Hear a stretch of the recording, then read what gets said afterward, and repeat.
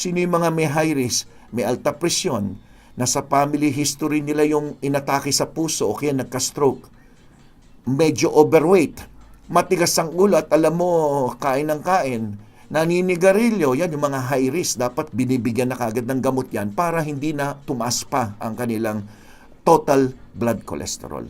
But the ratio of the total cholesterol saka yung good cholesterol is very important. Dapat ang bilang yan 1:4, pinakamaganda. Ano ibig sabihin 1:4? Kung 200 yung total cholesterol mo, maganda siguro mga 50 yung iyong good cholesterol. Yan yung ratio.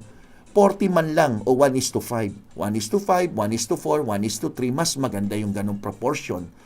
Paano kung 200 nga yung total cholesterol mo pero yung good cholesterol mo 10 lang? 10. Napakababa nun, di ba? Pangit din. So, dapat maganda yung ratio na tinatawag o yung proportion ng dalawa. Okay.